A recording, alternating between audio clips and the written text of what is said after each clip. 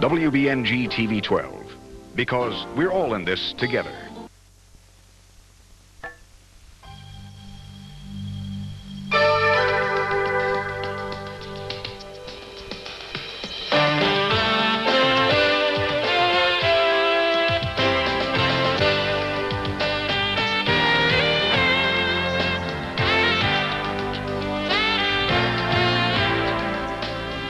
This morning, a special edition of Nightwatch with live coverage of developments in the Persian Gulf. The air war intensifies with Iraqi Scuds intercepted in Saudi Arabia.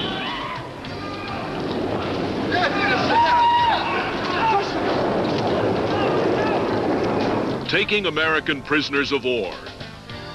If indeed Iraq was parading captured servicemen through the streets of Baghdad, that is an explicit violation of the Geneva Conventions. Jazz sizzle. Come on, come on, come on. Come on, come on, come on. Come on, come on, and dance with me.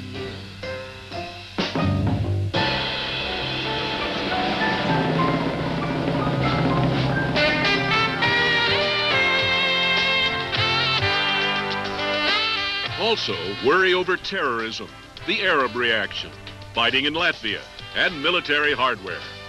Now in Washington, here is CBS News correspondent Jacqueline Adams. Good morning. As the United States and its allies begin the 5th day of Operation Desert Storm, Nightwatch comes to you live this morning from Washington.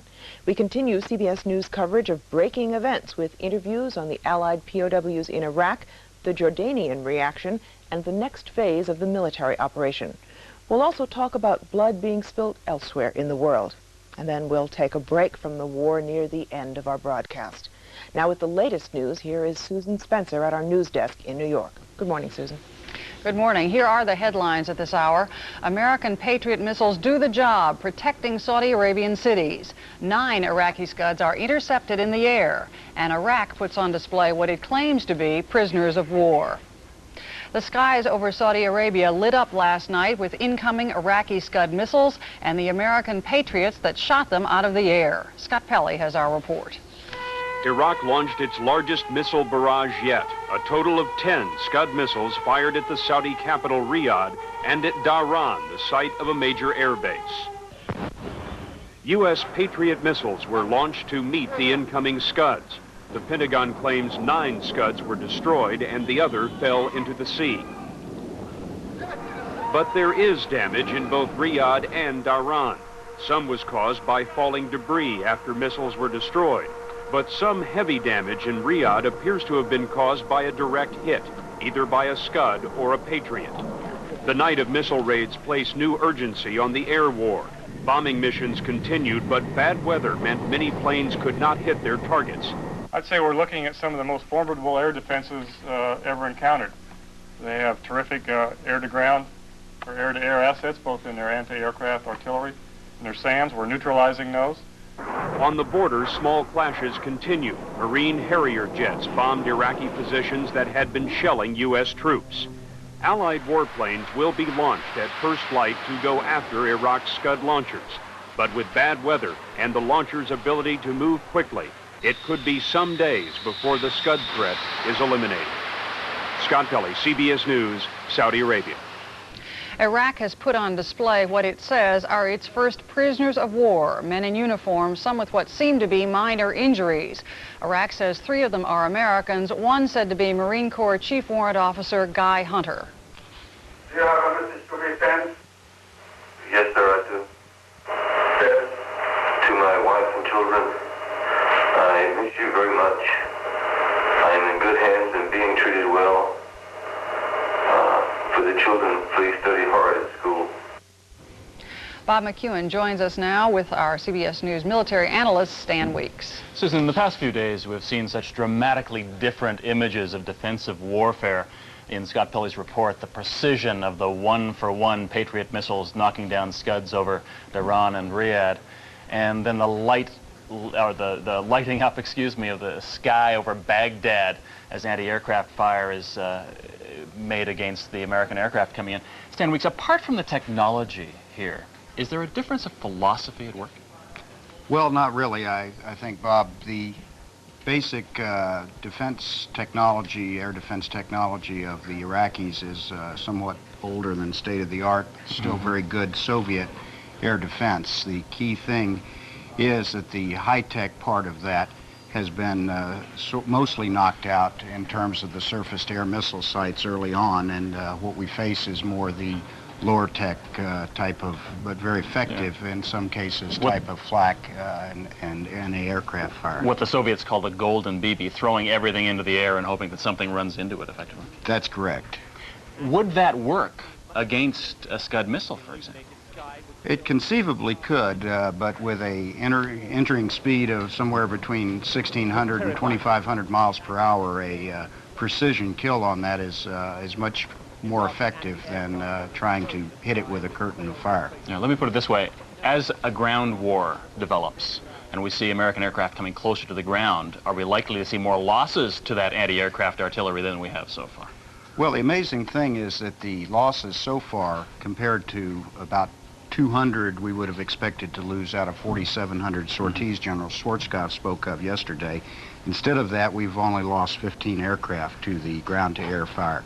So a low number so far, unfortunately one that's likely to increase. It will increase, but so far it's been pretty effective. Susan, back to you. Thank you. Recapping the latest developments in the Persian Gulf, U.S. Patriot missiles put on a show of their effectiveness. Iraq fired 10 of its Soviet-designed weapons at targets in Saudi Arabia last night, and the Patriots intercepted 9 of them. The 10th came down in the Gulf. Iraq put 7 men on television. It claims they are prisoners of war, 3 of them Americans. And the State Department has delivered an angry protest accusing Iraq of mistreating prisoners. Bad weather is slowing down the non-stop air attacks now on targets in Iraq and Kuwait, but the destruction is said to be enormous, with transportation, communications, and supply facilities especially hard hit. That's it from here. I'm Susan Spencer. Now back to Night Watch with Jacqueline Adams. Thank you, Susan, and Night Watch will begin in just a few seconds. Stay with us.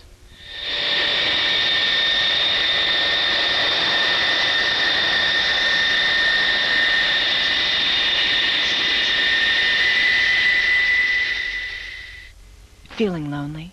Don't you wish you had a little black book with the names and phone numbers of special people to talk to go out with, maybe start a new relationship? Now you do. It's your little black book. Call now. Get real phone numbers of real people who want to hear from you. Dial 1-900-646-7800. They're waiting by the phone, so don't be alone. Consult your little black book. Dial 1-900-646-7800. $2 a minute, adults only, please. CompuServe is the world's largest network of people with personal computers. CompuServe can turn your computer into a limitless source of information and resources that will simplify your work and enrich your life. It combines the power of your computer with the convenience of your telephone to bring you hundreds of online services, like a reference library and international news wires. It helps you decide on investments, make airline reservations, and shop the electronic mall. It connects you with other computer owners and offers games against opponents around the country. Just call 1-800-522-4477 for more information or to join CompuServe. Just call this number today and get a membership kit for only $39.95 with usage charges as low as 10 cents a minute. CompuServe, the only computer service with more than 500,000 members.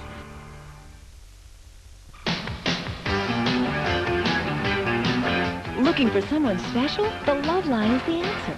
Looking for new people? The Love Line is the answer. Looking for romance, love? The Love Line is the answer. Connect with interesting, exciting people. Make new friends or talk to someone special. Call 1-900-646-7900. The Love Line is the answer. Call 1-900-646-7900. $2 a minute. Adults only, please.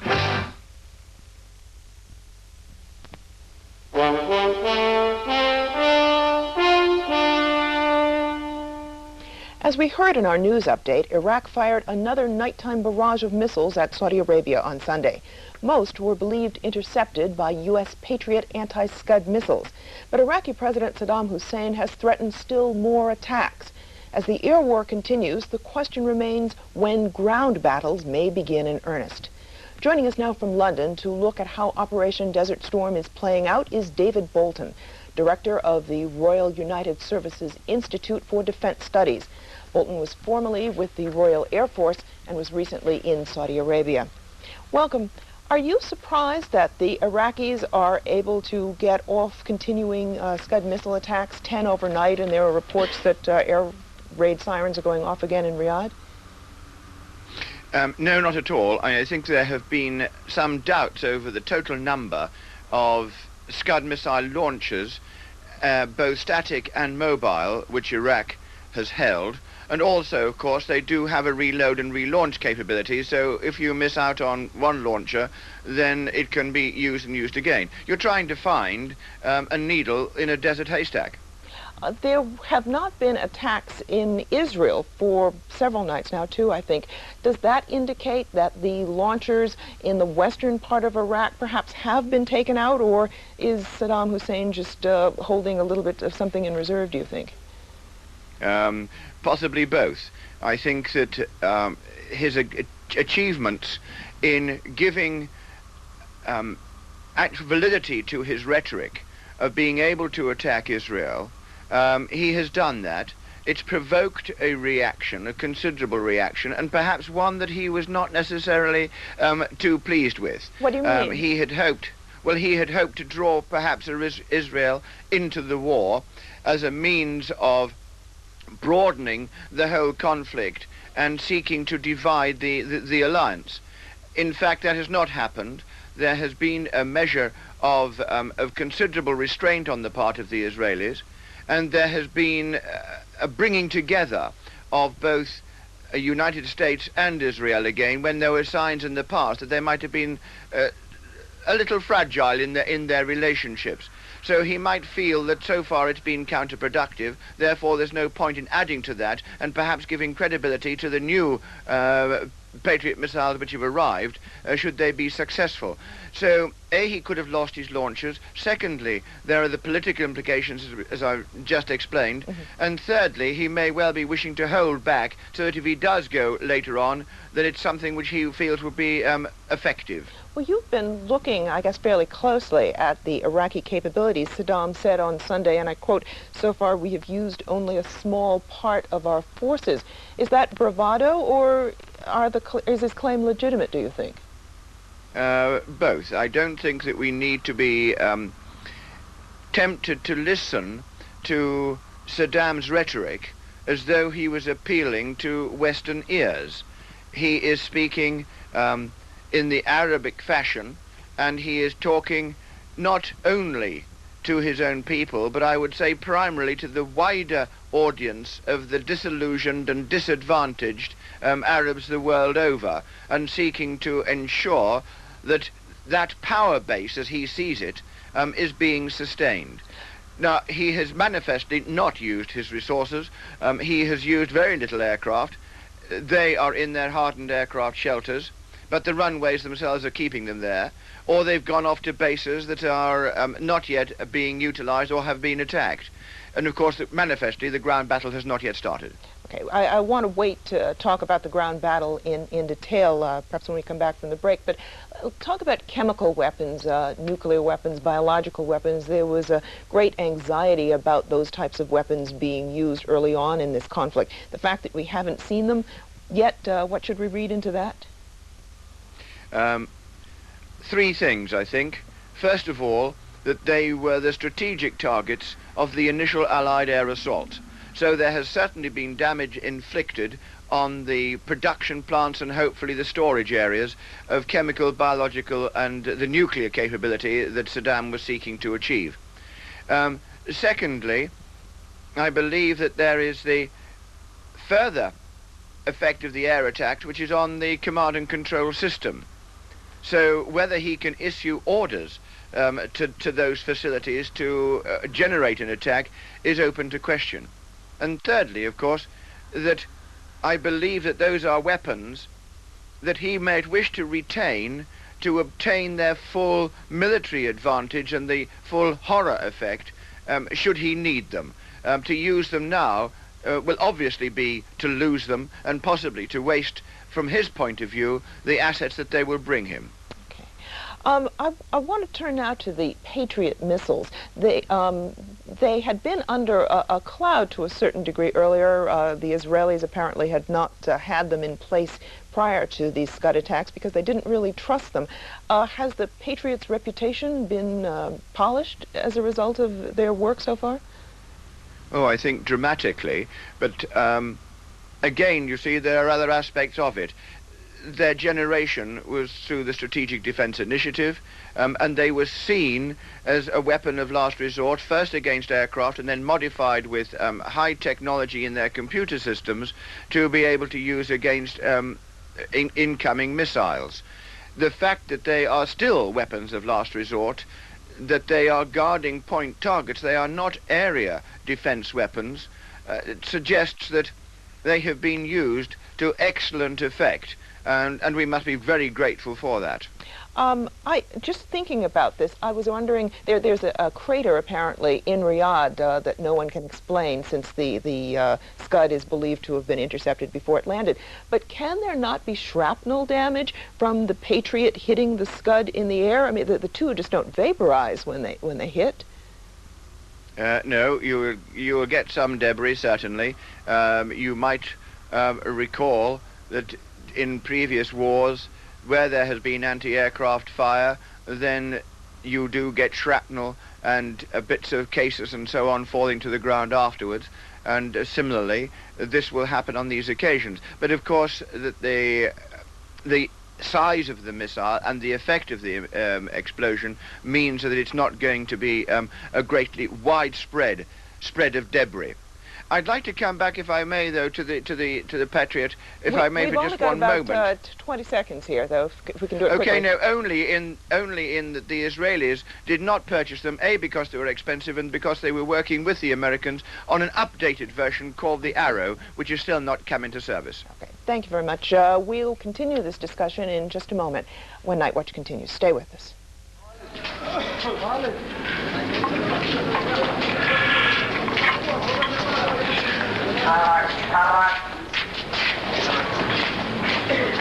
Here's something that's important to know about taking medication.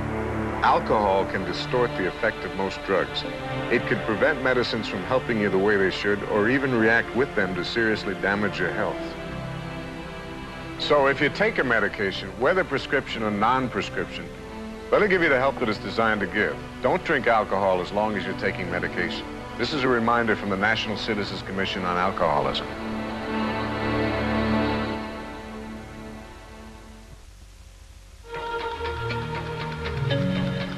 Athletes with mental retardation don't compete for money, or fame, or endorsements.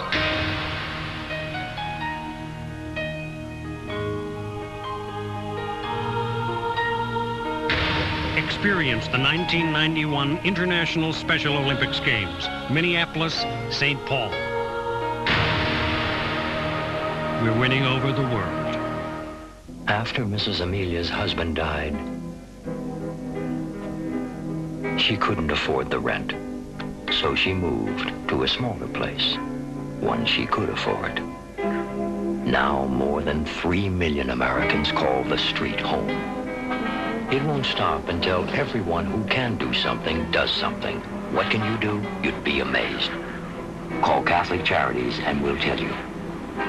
For God's sake, do something. Here's dessert, ladies. Ooh. Oh, there's only 3. These look good. Oh, you didn't get one. Here.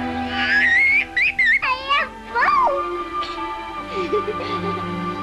both. Sharing, it's the icing on the cake. From the Church of Jesus Christ of Latter-day Saints. Hi, this is Cliff Robertson, inviting you to become a host family for the American Intercultural Student Exchange. For information, call 1-800-SIBLING. Thanks. Welcome back. We're talking with David Bolton, who's in London. He's the director of the Royal United Services Institute for Defense Studies. Granted, we have only really 4 or 5 days of experience, but what can we learn so far? What can we read into Saddam Hussein's strategy? Saddam Hussein, going back to the end of the Iran-Iraq war, has made his plea for the leadership of the wider Arab world. Having failed in his expansion to the east, he turned to the west. Insofar as his rhetoric has been concerned, we have found this perhaps to be extreme, alien to our ears, but it has appealed to the disadvantaged and the disillusioned in the Arab world, from Palestine through North Africa into Africa itself, as well as those in Egypt and Syria and elsewhere, over the heads of their leadership. We have seen this in his build-up of military capability, the might of the new leader of the Arab world. The fact that he has threatened Israel, incidentally, we have seen he has carried out those threats. The fact that they weren't did not have any great impact, nevertheless, from those Arabs, that wider audience, he has actually done what he said he would do.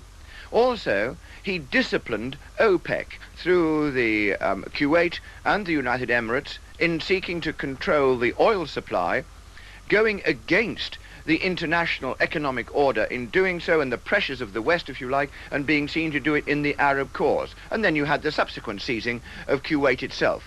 So everything that he said, he has carried through.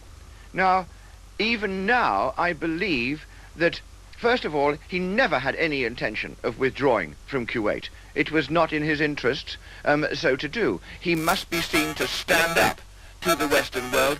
And here, we now see, after 5 days, that he is doing just this. He is defying the might of the world as he maintains the leadership of the Arab cause. Well, the B-52s have been hitting his elite troops, the Revolutionary Guard, I think it's called. How long can they withstand that? Are the Iraqis going to fight down to the last man, do you believe? Forgive me, but the B-52s were used with carpet bombing against the Viet Cong in the Vietnam War, and supplies still got through. It depends upon the extent of the way that those Republican Guards are actually dug in and protected. We don't know that. But I believe that Saddam wishes to be seen to withstand at least the initial assault of the coalition forces. It sounds then as if his options are open. It sounds as if you don't believe, it sounds as if you do not believe that this war can be won from the air, that a ground assault, an Allied ground assault, is inevitable. Oh, yes, I mean, that you can greatly weaken the capabilities of another side when you have at least local, if not wider, air superiority. And that is what we're seeing now. But we are playing to our strength. The predominance of our power lies in high technology and in the air forces. So we're keeping his air force tied to the ground. We've taken out or largely damaged his command and control system. And now from those strategic targets and higher military targets, we'll be moving to the more tactical level.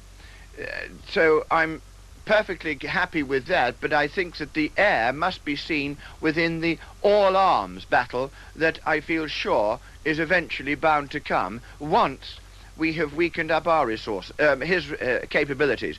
Eventually, we're seeking a balance, if you like. Eventually, we're seeking a balance to minimize. Well, we're seeking to minimize our casualties and to yet bring a quick result. So I don't have the detailed intelligence that's available to commanders on the spot, so I think it would be wrong to speculate. That decision is theirs. But we've heard that perhaps it would begin the ground assault in February. Some people even have speculated this coming week. You don't have any sense of when this Allied ground assault might begin? The air forces were very successful in gaining tactical surprise. The impact of those initial assaults on a wide range of targets was particularly impressive. Further surprise has now to be gained at a tactical level for any involvement of the ground forces. We've heard a lot in the last 24 hours or so about bad weather over Iraq. Is that going to postpone ground action, do you think? Because the Air Forces cannot get in to hit these various targets? Yes, it is a factor, because we are not being profligate with our high-tech systems, and once you have attacked a target, it is important to determine how successful that attack was. Therefore, you need to go and carry out a reconnaissance, either by space or reconnaissance aircraft, and then to assess how effective the attack was, or how effective Saddam's repair of the damage that's been caused, before you go back and attack it again, if that happens to be necessary. So that kind of reconnaissance is delaying an assessment of target effectiveness of attacking targets. Also, of course, it does impinge on the actual impact of air power. But you will see that aircraft are coming back. They could see their targets in the last resort, so rather than waste weapons, they return to base. Okay. We've been talking primarily about the military side of this. What about the psychological effect? How do you think are Saddam's troops, and you touched on it a little bit earlier, other Arabs throughout the Middle East, how are they reacting to news of this apparent Allied success so far? It depends to whom they are listening. I think those who are cautious in their approach and take a wide view of different opinions will recognize what is actually happening. But I think that the wider Arab world, perhaps not unlike others, listens to what they want to hear. And they're hearing Saddam's rhetoric. They're seeing that he's still there and defying the rest of the world from their point of view, and they're encouraged by this. After all, what other leader has actually attacked Israel and not had an immediate response? How many Arab leaders have defied totally the rest of the world? So that is from their perception. Mr. Bolton, from our point of... I'm afraid we've run out of time. All right. I'm terribly sorry. Thank you so much for being with us. Nightwatch will be back in just a moment. Stay with us.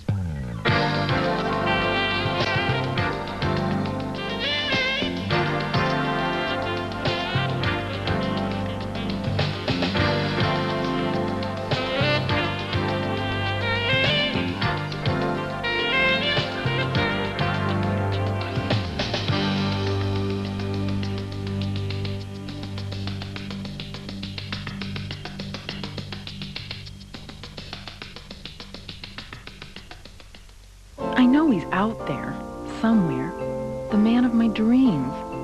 I wonder if I'm ever going to get the chance to find him. Join the National Singles Club, an exclusive national network of serious and selective singles committed to finding quality one-on-one relationships.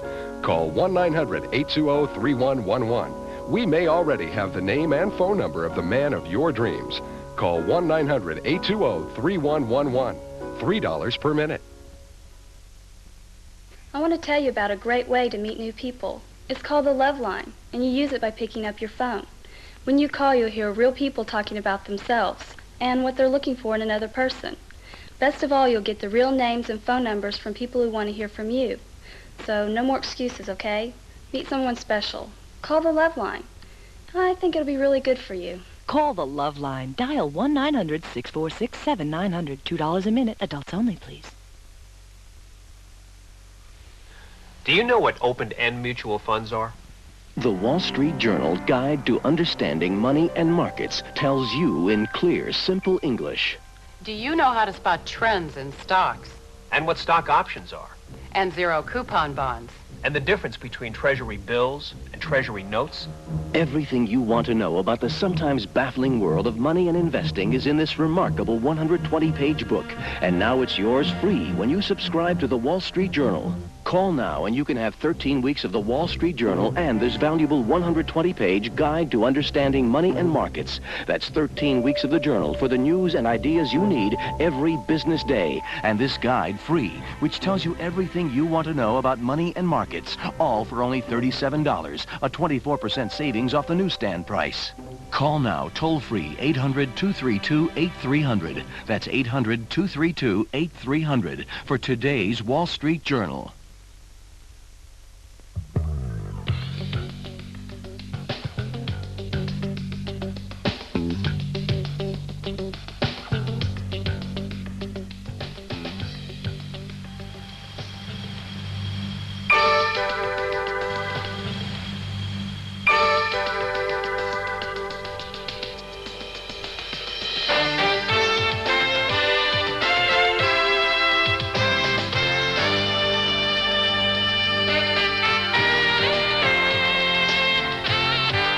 Still to come on this special edition of Nightwatch, live news updates, treatment of POWs, the Second Front, how Arabs view it, the latest on Latvia, and a lady of jazz.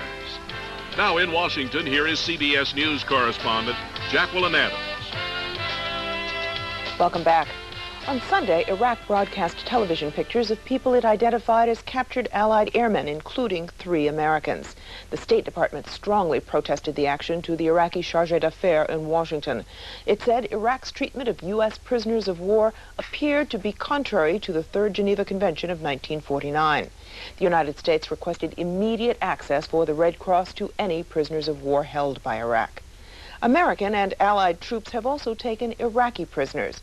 We want to look this morning at the treatment of prisoners during times of war, what's allowed under international law, and what we might expect from Saddam Hussein. Holly Burkhalter is Washington Director of Human Rights Watch, an international human rights monitoring group. Welcome. Just so that we're all operating from the same basis of information, exactly what are the rules concerning the treatment of prisoners of war? Well, the relevant statute is the Geneva Conventions of 1949, and in particular Article 3. Iraq is a signatory to the Geneva Conventions, as are we, of course, which means it is very much binding on all parties to the conflict. The most relevant aspect of the Geneva Conventions for our purposes with respect to the possibility that Iraq was parading U.S. Captured servicemen through the streets of Baghdad, I'd just like to quote you from the Geneva Conventions that says that POWs must at all times be protected, particularly against acts of violence or intimidation, and against insults and public curiosity. That is tailor-made for precisely the situation we're talking about, which means that if indeed Iraq was parading captured servicemen through the streets of Baghdad, that is an explicit violation of the Geneva Conventions. What about the photo that appeared in a lot of American newspapers on Sunday, though, of captured Iraqi POWs kneeling on the ground with Americans standing over them? That brings back to mind so many echoes of the Vietnam War. Is that a violation as well? Well, I don't know when the picture was taken. If the prisoners were being forced to kneel for purposes of a photograph, that would be a violation of the Geneva Conventions as I understand them. If the prisoners were themselves kneeling because they were praying, or if that was at the moment of capture, it wouldn't necessarily be a violation of the conventions. I just don't know when the photo was taken. Mm-hmm.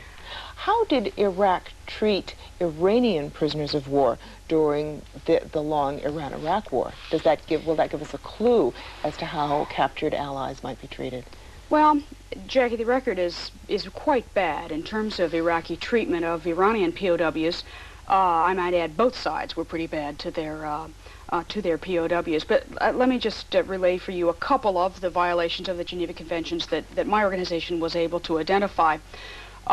First of all, it was clear that Iraq was holding a large number of Iranian prisoners who they did not identify to the International Committee of the Red Cross. That's a violation right off the top.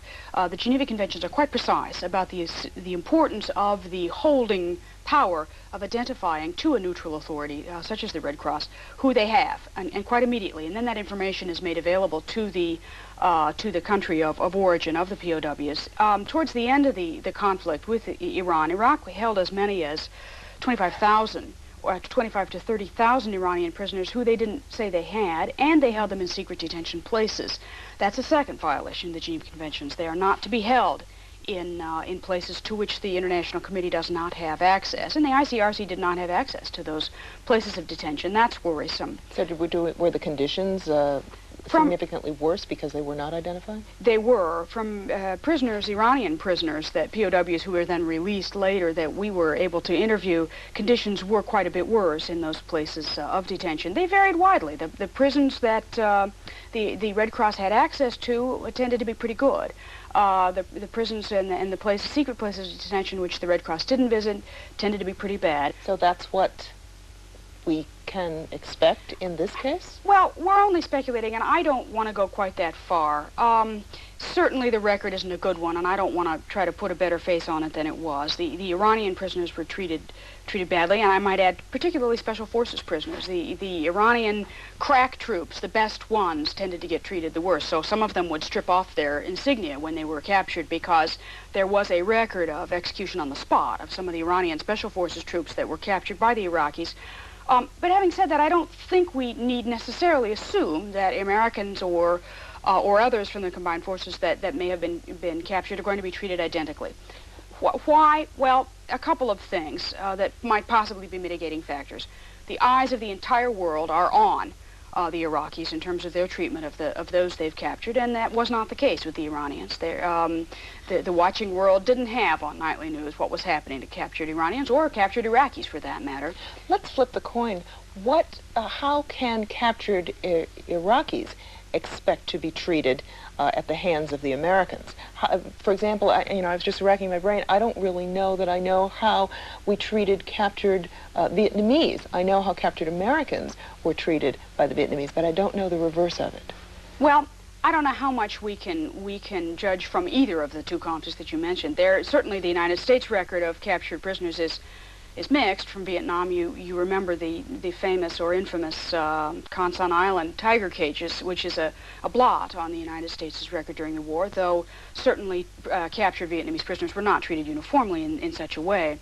I think the fact that there were some 70,000 captured Iranian POWs, and the fact that the number of prisoners being held by the Iraqis, now POWs held now, if indeed it is the case and has been confirmed, is quite small, may make a difference. I mean, the Iraqi authorities would not be able to have complete oversight over 70,000 POWs. Except that the pounding that they're apparently getting from the air by the Americans would make them somewhat more antagonistic toward the men who are doing the bombing.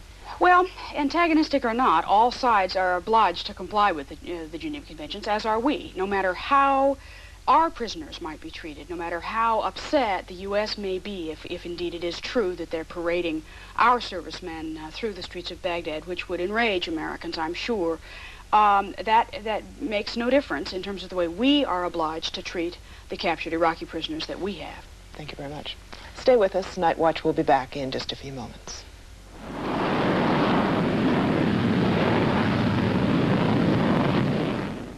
One of the most effective ways to damage your health is to smoke. Smoking enormously increases the risk of heart disease, stroke, emphysema, chronic bronchitis, and cancer. Cancer of the lungs, the mouth, the throat, the esophagus, the bladder, the kidneys, the pancreas. Sure, there are a lot of hazards in today's world, but this is one you can control. Don't let your health go up in smoke. For help in quitting, write the Will Rogers Institute, White Plains, New York.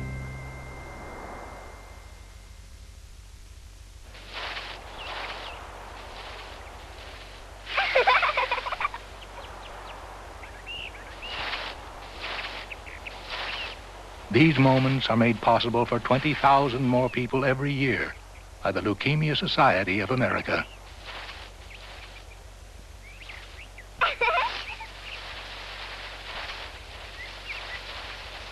The Leukemia Society of America. We're gaining every moment. This is how most young children become victims of fire. They never hear it.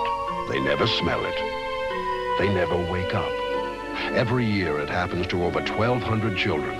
90% live in homes without working smoke detectors. Please install smoke detectors, test them regularly, and have a plan of escape. It may be the only chance she has. Almost 400 years ago, African Americans were brought to this continent in chains. Stripped of their dignity, torn from their families, they never surrendered till they were free. Don't dishonor them by becoming a slave to heroin, cocaine, and crack. Make no mistake, drug abuse is the new slavery.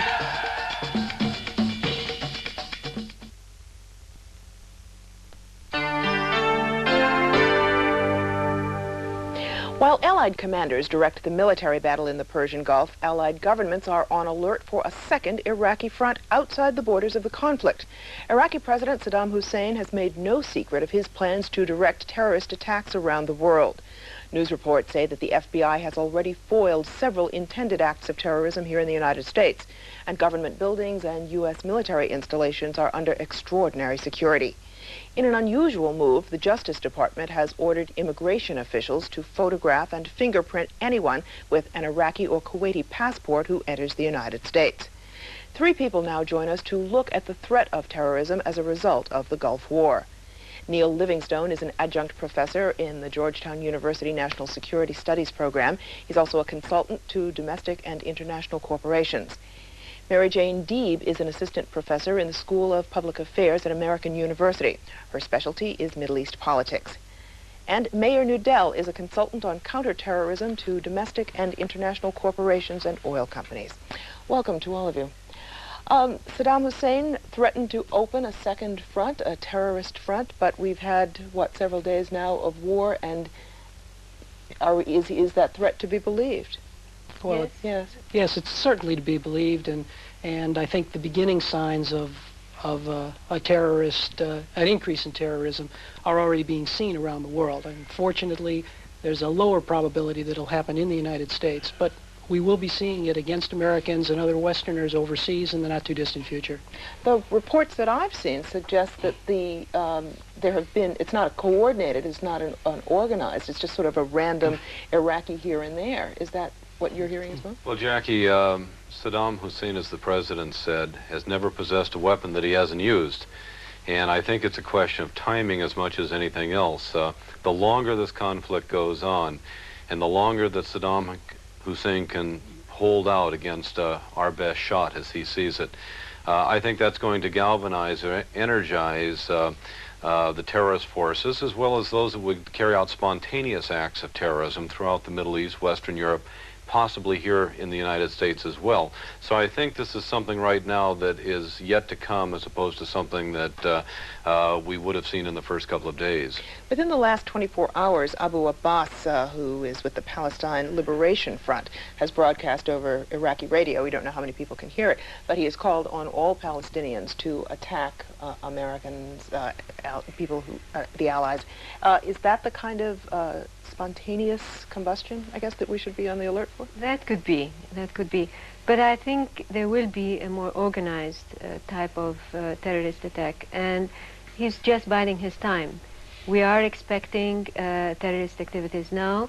If he lulls us by making us think that nothing is going to happen, then perhaps we'll be caught off guard. So my feeling, I would agree with Neil Livingston here, who said that it might take a little while longer before such actions take place, and probably they will be directed against public institutions, against U.S. personnel abroad, primarily in Europe and in the Middle East. Has not the terrorist capability been diminished by the elimination of the Eastern European communist governments, though? Do they have a place to hide these terrorist organizations? Well, while they've lost some of their bases in Eastern Europe and other parts of the world, as long as they have governments like Iraqis and others who are willing to support them, they still have sources and support that they can make use of. For example, the incident a couple of days ago in the Philippines where a bomb exploded, fortunately before it was planted at the American Library where it was intended, the information now indicates that one of the bombers was an Iraqi diplomat. A diplomat? Yes. So there is, it's not a terrorist network per se, it's everyone, I guess, who... Well, it's both. You have two kinds of linkages, if you want to look at it that way. The one where governments provide the direct support to the terrorists, and then the one between the terrorists themselves. What about Americans? How fearful or prudent should Americans in this country be? Well, Jackie, I've told many of my clients that they have more chance of winning the lottery than they do of becoming a victim of a terrorist attack in this country. I think we're relatively safe here at home. Doesn't mean that some things aren't going to happen in the United States. But I will tell you, I think Americans are indeed at risk in Western Europe and the Middle East. And I think we have to be very prudent there. A number of attacks have already been preempted, but on the other hand, in the days and weeks and months leading up to the onset of hostilities in the Middle East, U.S. and foreign intelligence services picked up numerous examples of foreign terrorists, or what we think were Iraqi agents, casing American targets, potential American targets in Western Europe. Things like what? Well, obviously, without going into too many targets, we obviously know that we have problems with protecting civil aviation and airports and planes. We also know that American embassies, American embassy personnel, American business, and our military bases are all at risk. I was in Sweden a couple of years ago and was struck by how tight the Swedish embassy's security was. Is there much more that can be done?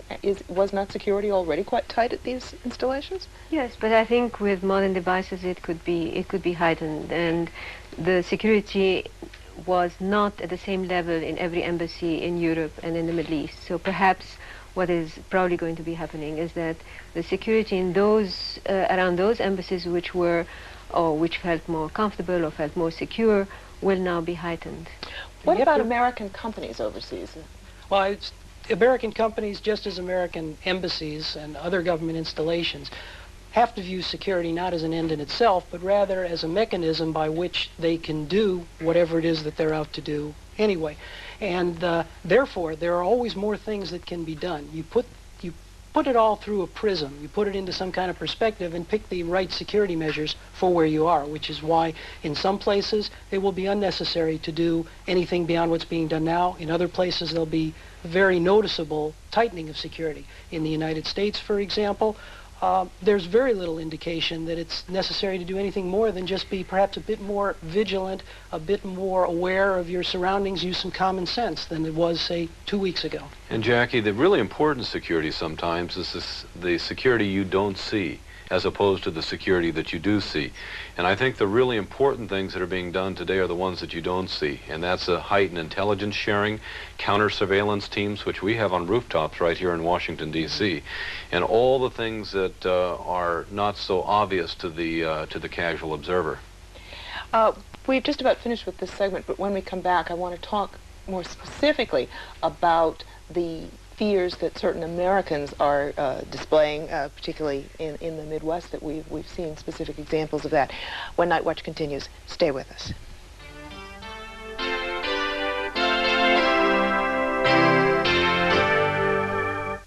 Feeling lonely? Don't you wish you had a little black book with the names and phone numbers of special people to talk to go out with, maybe start a new relationship? Now you do. It's your little black book. Call now. Get real phone numbers of real people who want to hear from you. Dial 1-900-646-7800. They're waiting by the phone, so don't be alone. Consult your little black book. Dial 1-900-646-7800. $2 a minute, adults only, please. Hi, I'm Julie, an aerobic instructor who's tired of the dating game. I want a meaningful relationship with a guy who feels the same. If you'd like to meet serious singles, join the National Singles Club, an exclusive network of selective singles looking for something more. Call 1-900-820-3111 for the names and numbers of the kind of singles you want to know. 1-900-820-3111. That's 1-900-820-3111. $3 per minute. Education. Oh, you know how much college costs these days? But I'm not worried. I own part of a toy company and something called a mutual fund. You see, Grandpa set up an account for me at Charles Schwab. When I'm ready for college, my money will be waiting for me at Schwab. Grandpa used to call me Ty Cobb. Now he calls me Tycoon. We give you more ways to succeed. Family. They're my most important priority. So I had my attorney set up a trust, and I manage my trust investments myself at Schwab. Low commissions, no annual fee. Now, if something happens to me, my family is taken care of, the way I've arranged. Haven't lost my touch. Neither has she. We give you more ways to succeed.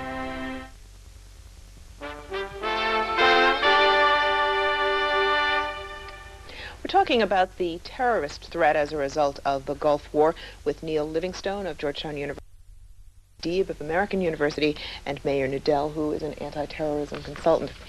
The panic level over the prospects of terrorism, at least from what little we can tell, seems to have reached a peak in the Midwest. We understand there are reports in Toledo of gas masks being sold to such a number that people are running out. Detroit, the city of Detroit, declared a state of emergency. You've indicated, or I'm going to draw from what you've said, that these people are just really overreacting. This is an overreaction, Jackie, and it's unfortunate because the fact is that through overreaction, you may actually get people hurt or even perhaps killed. How do you mean? Well, the concern here in the country is that if indeed there are some sporadic acts of violence or the fear of them, that not only will people perhaps go out and buy gas masks and hoard water and food and so on, but that may precipitate reactive violence in this country against members of the Arab American community or others, what we call perhaps redneck violence, where someone simply gets a can of gasoline, goes down the street and burns down the local Lebanese grocery store. The declaration of a state of emergency in Detroit without what I believe to be any reasonable justification does exactly that. It singles out Arab Americans as somehow different from the rest of us and somehow not loyal and in need of protection. And I think that is a terribly, terribly bad precedent to set. But the fear level has trickled down through a great number of levels. Oh, yes. The fear level is reaching down to the lowest common denominators now. For example, personally, I can cite the case of the school system in the city that I live in has canceled field trips to art museums in Washington, D.C., out of a fear that the children might somehow get caught up in this. I think that it's not only unjustified, but it also gives a bad message to the children and contributes to what we're hearing is a great fear among American children over what's going on and generally, in effect, hands to the terrorists part of what they're after anyway, and that's forcing us to make radical changes in our lifestyle because we're afraid that we can't go about our lives normally, and there's no basis for it in this country yet.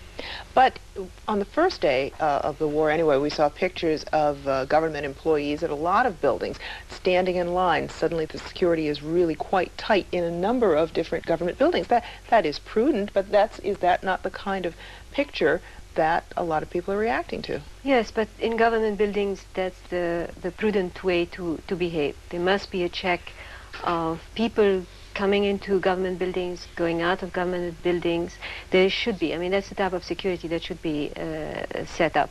There should not be a panic among civilians, especially among people who are among school children. I think creating an atmosphere of fear, of anxiety, creates panic in children, and this could have long-term effects. I think the opposite should be done. In fact, children should be taught to feel secure, to feel comfortable. They should not feel panicky because if anything should happen, they should be able to react calmly and not be tense and fearful. It's hard, though, to walk through an airport these days without being aware of the much tighter security. Just earlier today, I was at National Airport in Washington, and there are loudspeakers now warning people not to leave their cars unattended at the for the baggage check-in. There are warnings out loud on loudspeakers not to leave bags unattended because they will be picked up and possibly destroyed. Again, you can certainly understand why the heightened security, but the fact that it's broadcast so loudly is the kind of thing that people are going to react to and tense up about. But you must also remember that, say, 10 or 15 years ago, when the widespread introduction of screening equipment in the airports came, people had the same sorts of reactions to it. And now we find that we would be worried if we didn't stand in line to go through a metal detector on our way into the departure area of an airport. So I think the world is unfortunately changing, and not always for the better, and we must recognize that some adjustments are going to be necessary. But to blow them out of all proportion to the situation, I think is counterproductive. Just a question about different water supplies, American cities' water supplies. There has been a rumble that might possibly be a target with all the talk of chemical and biological weapons that the Iraqis have. Is the drinking water in any threatened at all? Jackie, I wrote a book on that subject about 4 years ago, and our conclusion at that time, it was on the use of chemical and biological agents by terrorists. And water systems today are extremely well protected. They have a lot of alarms and so on. It is possible you can dump something in a water system, but to get it into the general circulation is very difficult to do, and the chemicals we put in often defeat some of that. And in many of these agents, you've got to dump so much of it in, because water, of course, is a very broad commodity, and it's dispersed throughout that, as to be of no real level of threat to the American people. I think that's another one of these fear-mongering kinds of scenarios today, one we're aware of, one that steps have been taken to close off reservoirs and so on to public access today. But it's not one that I think that we should lose any sleep over. I think the federal authorities and state and local authorities are doing what needs to be done. And I think also a source of concern, to me at least, is the fact that as we dilute our efforts in areas that are inappropriate, we have to recognize that this is a big country, and we can't possibly protect everything. And when we waste our efforts protecting things or worrying about things that we really don't need to, it gives us that much less that we can use to really protect and to really think about the kinds of risks that we might possibly run at some point. Well, could we say that Saddam Hussein has already scored points, has already won a partial victory in this by issuing this terrorist threat? And, you know, in Toledo you can't buy a gas mask. Is that a partial victory? Well, I think this is the initial reaction to the beginning of the war, and there might be this feeling of panic because we're just in the beginning of the war. And I guess we're seeing pictures from Tel Aviv as well. That's right. We're being influenced by that. But of course there is the other thing that we have to take into consideration is that cranks, copycats, might find this very exciting and might use this tense atmosphere to make bomb threats, to create a panic, and to tie it in with the political situation, and that might have nothing to do with the political situation. So we're just about out of time. Final warning for people? I think there's no final warning. It's just an issue of being prudent, being diligent, being aware.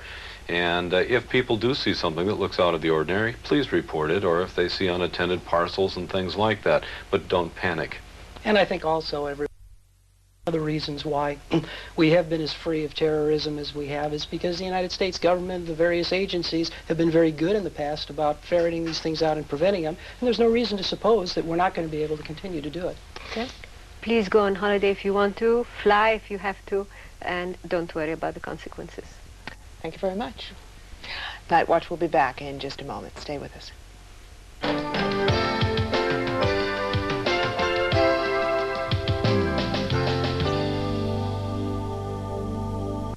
Tony's studying for a big exam. I've been working on my vocabulary skills, too. You know, Angela, I'm intensely cognizant of your pulchritude this eventide. Thank you, Tony. You look foxy, too. And he passes with flying colors. 545! I'm in! On the next, Who's the Boss? Monday afternoon at 5 on TV 12. Being the victim of a crime is a traumatic, frightening experience for not only the victim, but family and friends as well. The Crime Victims Assistance Center of Broome County provides 24-hour counseling, advocacy, referrals, accompaniment, and assistance with crime victim compensation. Whether you've been a victim of burglary, robbery, assault, rape, domestic violence, abuse, or DWI, we're here to help. Find support by calling the Crime Victims Assistance Center of Broome County, because we're all in this together. On the next Golden Girl. Clayton is a hobo? No, Dorothy. Blanche's brother is trying to keep a secret. Tell her, Clayton. Tell me what? We slept together tonight. But when the truth comes out, Blanche tries to keep her cool. You used to be just like me. Great looking. Yes. Irresistible to men. What can I bring you, sweetheart? Don't you dare talk to him like that. Now you get out of here. Let's talk on the Golden Girls. Monday afternoon at 5:30 on TV 12. I think the hardest part probably is to talk to the relatives afterwards, not just the relatives of the innocent people who've been killed, but the relatives of the drunk drivers themselves. The police officers see this much more frequently, unfortunately, knocking at someone's door at 3 o'clock in the morning and telling them that their child has been killed. It's a difficult job to do. Stop the killing.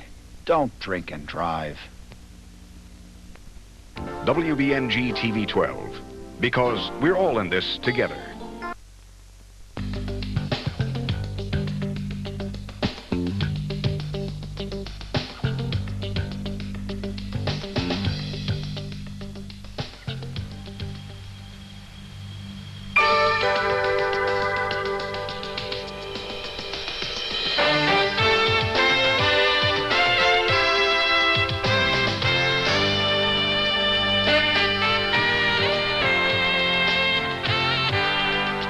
Still to come on this special edition of Nightwatch, a news update, Arab concerns, clashes in Latvia, and juicy jazz. Now in Washington, here is CBS News correspondent Jacqueline Adams. Welcome back. As the United States and its allies begin the 5th day of Operation Desert Storm, Nightwatch comes to you this morning live from Washington. We continue CBS News coverage of breaking events with interviews on the Jordanian reaction to the war and the situation in Latvia. A little later, though, we'll take a break from the headlines with the jazz singing of Shirley Horn. Now, with the latest news, here is Susan Spencer at our news desk in New York. Susan? And here are the headlines in our continuing coverage of the Persian Gulf War. U.S.-made Patriot anti-missile missiles continue to keep the skies clear of Scuds. Iraq claims to have prisoners of war, 3 of them Americans. And the United States is protesting the way Iraq is treating those prisoners. The massive Allied bombing of targets in Iraq and Kuwait continues despite weather problems. Some 7,000 missions have been flown in the past 4 days. Ron Allen is standing by now, live at the Pentagon with the latest. Good morning, Ron. Good morning, Susan. As U.S. warplanes and their coalition partners resume another day of airstrikes, bad weather, rain, and low clouds are providing Saddam Hussein with another layer of defense. Heavy clouds extend from just south of Baghdad down into Saudi Arabia, covering targets including the well-trained Republican Guard, Iraq's best fighters, who've dug into fortified positions in Kuwait. Many pilots have been returning to home base still carrying their bombs, unable to pinpoint targets, a problem these pilots encountered yesterday.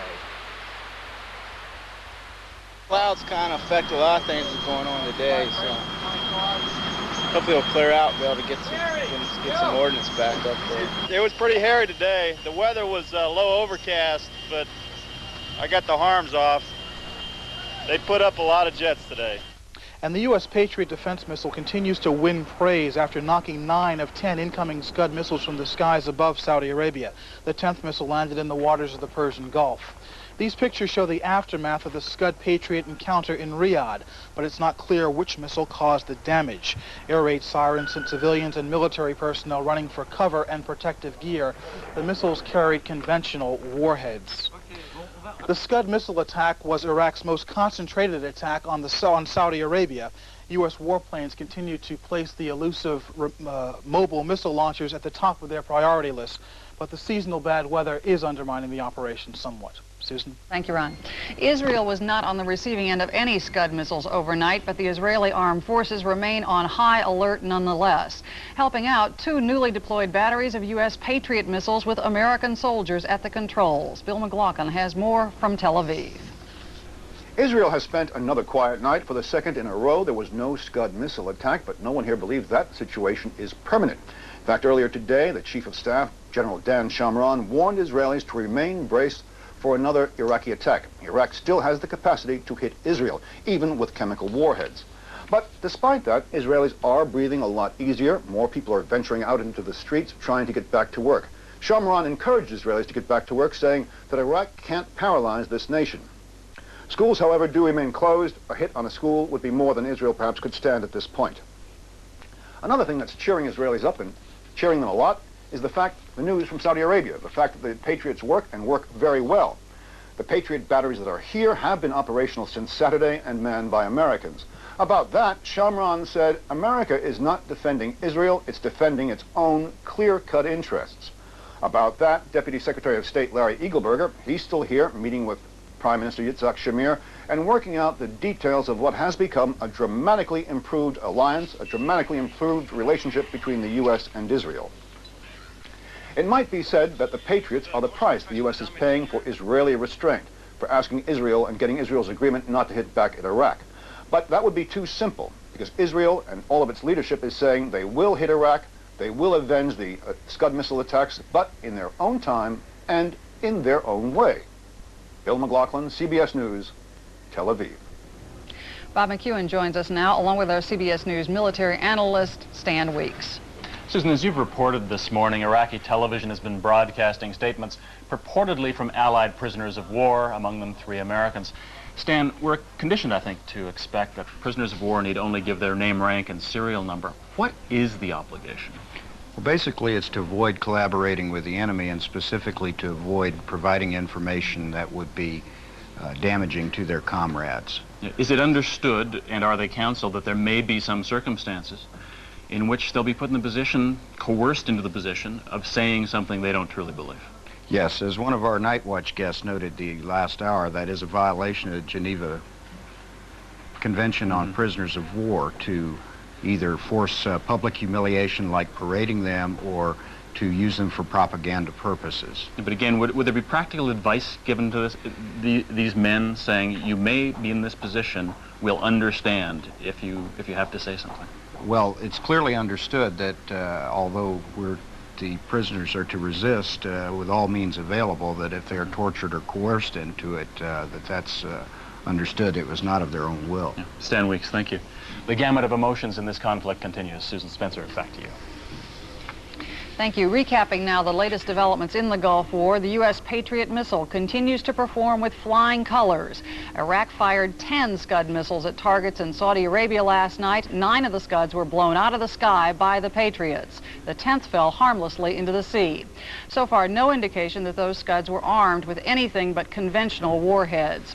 Israel was not targeted overnight in any Scud attacks, and there are 2 batteries of Patriot missiles now ready to go to protect Israeli cities if needed. That's all for now. I'm Susan Spencer in New York. We'll keep you updated. Now back to Jacqueline Adams and Nightwatch. And Nightwatch will continue after these messages. Stay tuned.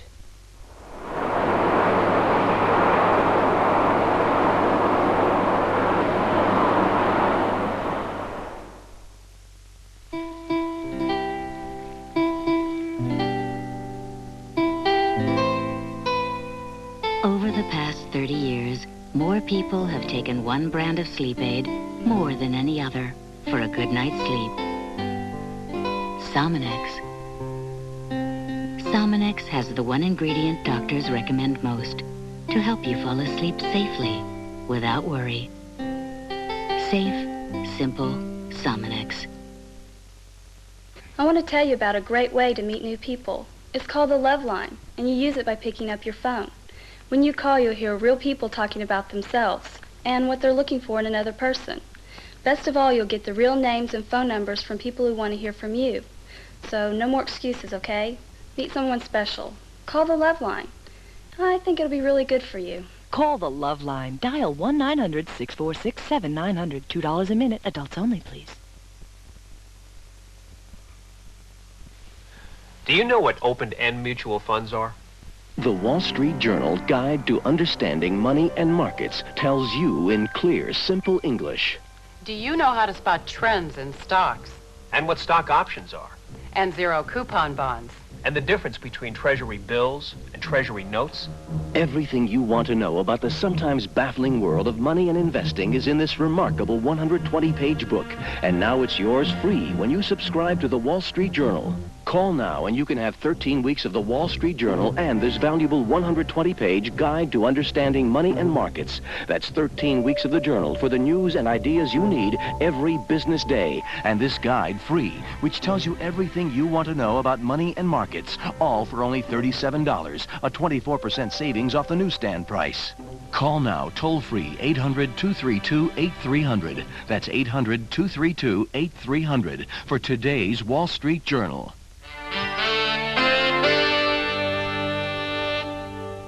Welcome back. Sandwiched between Israel and Iraq, Jordan is quite literally caught in the middle of the Persian Gulf War. Half of Jordan's 3 million people are Palestinian, and the outcome of the war could have deep implications for the Arab-Israeli conflict and overall peace in the Middle East. Some Jordanians say that what might be a victory for the United States militarily could be a disaster politically. Joining us from Amman now to look at Jordan's role in the war is Rami Khoury, a political analyst, author, columnist, and commentator. Welcome, Mr. Khoury. Can you tell us this morning, what is the mood in Amman right now? Missiles have been flying back and forth overhead. Are people calm in Amman? Yes, people are extraordinarily calm in Amman. They've taken precautions that are warranted by basic sort of human nature. People have stocked up a little bit on some food, and some people have taped their windows, and we have a room in our house which we've sealed with plastic in case there are chemical bombs dropping or nuclear bombs or whatever, that we can perhaps find some shelter. But other than that, life goes on. People are going to work. People are glued to the TVs and radios.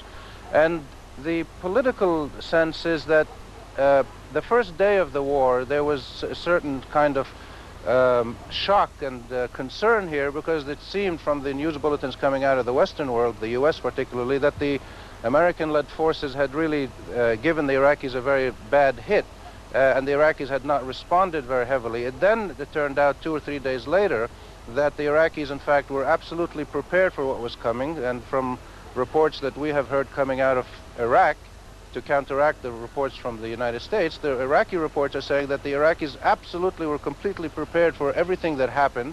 They knew exactly what they were facing. They had come out of an 8-year war, and they were not children based on their experience. So they had protected their facilities and airplanes and other things. And so a lot of the bombing that has been done by the American-led forces from the air has bombed empty buildings and fake storage facilities and things of that nature. So there's a feeling of a buoyancy almost. Not buoyancy, people are not sort of glad of the war. We're concerned about the war, but there's a feeling that Iraq is not going to be beaten quickly, that it will hold out, and it will, in a sense, restore a sense of honor in the Arab world, that we are able to stand up, for a while at least, stand up to the greatest military power in the world. Having said that, I would add that the overall feeling is that this war should not take place. The destruction of Iraq, the destruction of Kuwait, to see 4 million Israelis huddled with their gas masks on, hiding in basements, is not a sight that brings joy to any Arab or to any human being. Well, you've touched on I'm sorry, go ahead. You've touched on a lot of different areas, which I want to delve into a little bit more deeply.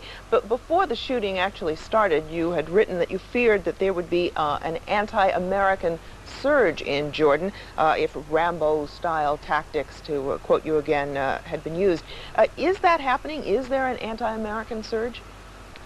Yes, there is a very strong anti-American, anti-British sentiment on the political and the emotional level, but it will not be translated into acts of violence, partly because it is not really within our character here in Jordan, the Jordanians and the Palestinians and the other Arabs here. Also because His Majesty the King, King Hussein, came out very clearly and said the foreigners who are amongst us, journalists, diplomats, businessmen, students, whatever, these are guests in our country, they are our friends, and we treat them as guests. So I will not anticipate any danger to foreigners here. There may be acts of individual frustration and anger. I mean, after all, you've got 7,000 sorties against an Arab country which was our biggest trading partner and was viewed by the Jordanians and Palestinians and many other Arabs as the rising power of the Arab world that would redress the imbalance of power with Israel and perhaps lead the region to a negotiated peace. And here you have the Americans bombing them from the air, bombing them into oblivion, the Americans believe. So there is anti-Western feeling, and And this is just one more consequence of this awful cycle of violence that we've lived with for about 50 years. In your first answer, you touched on this. How are Jordanians, Palestinians reacting to the Scud missile attacks on Israel? We had been led to believe that there had been some euphoria in Jordan over the attacks. Yeah, definitely. When the Iraqis launched the Scud missiles into Israel, there was a kind of a positive feeling, because the Iraqis had pledged that if the Americans attacked them, if the Americans attacked Iraq, Iraq was going to launch missiles at Israel. And it would have been another humiliation for the Arabs if the Iraqis had not been able to come through with this threat. Now, the military impact of those missiles is really pretty insignificant. I think 20 or 30 people were injured. So this is not a military threat. What it is a political message. It is a message to Israel, to the United States, and to all the people in the West who are putting their faith in high technology guns. It's a message that you can defeat people militarily, but in the end, you cannot defeat them forever.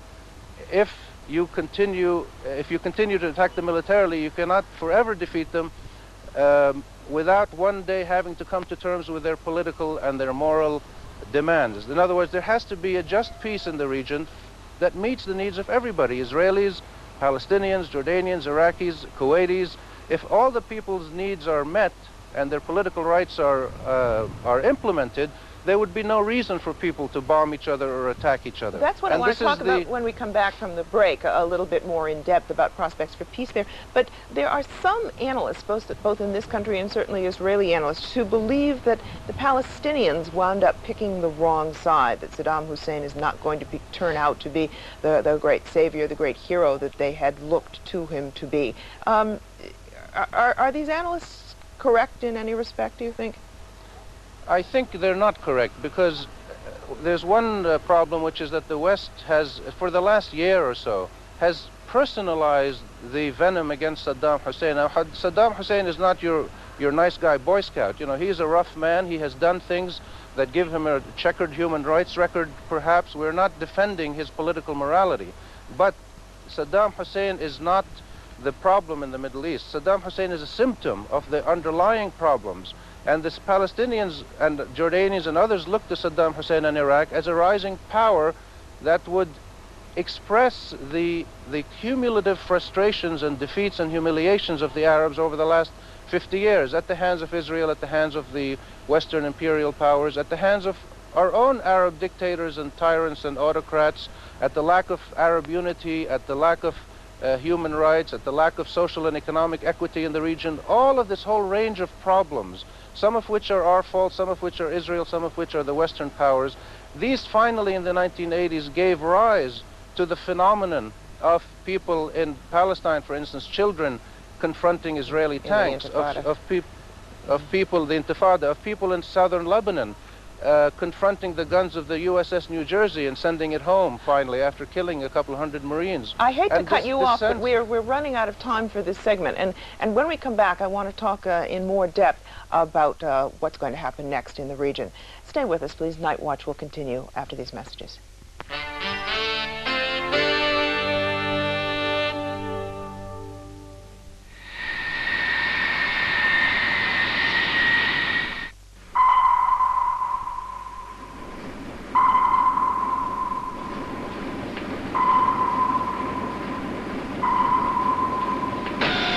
The American Cancer Society wants you to know that a meal which includes fish is simply more ammunition in the fight to reduce your cancer risk.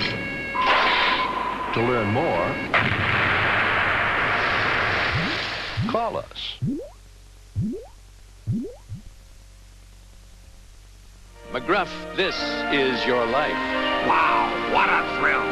McGruff, how long have you been helping people work together to prevent crime? 10 years, Ralph. Remember this? We organized the neighborhood watch. And this? That's when we took on drugs, singing Winners Don't Use. Kids got the message. But there's more to do. Write for my free booklet and help take a bite out of crime. Crime Dog McGruff, this is your life.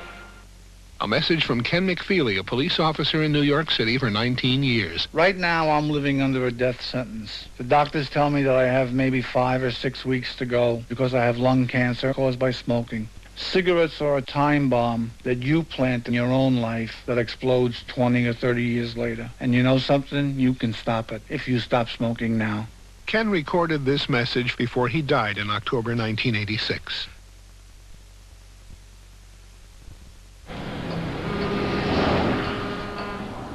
I've always wanted to be like my brother. Just to hang around Eric, and me. Then things started to change. Everybody told me he was on drugs. I couldn't believe it. Not my brother. But it was true. Drugs killed my brother.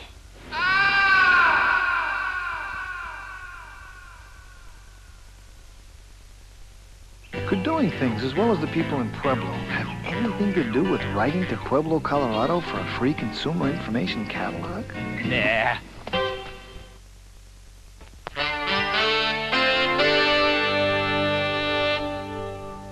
Welcome back to Night Watch. We're trying this morning to get the Jordanian and the Palestinian reaction to the Persian Gulf War, and we're talking with political analyst Rami Khouri in Amman, Jordan.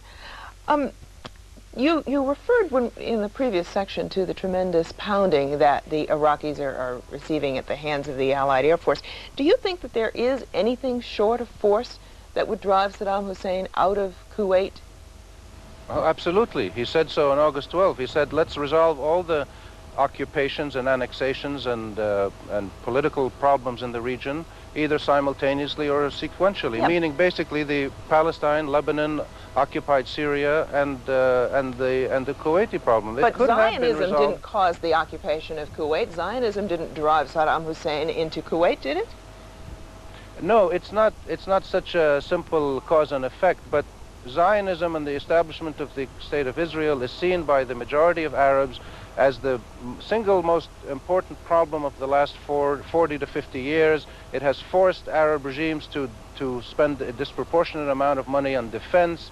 It has put us in a position of weakness whereby the Israelis can occupy Lebanon, Syria, the West Bank, etc. So it's a cumulative process. It has disrupted the political development of the Arab world, allowed tyrannical regimes to take root, denied the spread of normal democratic development. It's a whole series of complicated problems that accumulate one over the other over years and years and decades and decades. But why should the United States have agreed before the shooting actually started, though, to this linkage in an attempt to get Saddam Hussein out of Kuwait? I guess I just don't understand why you see the two situations so closely linked.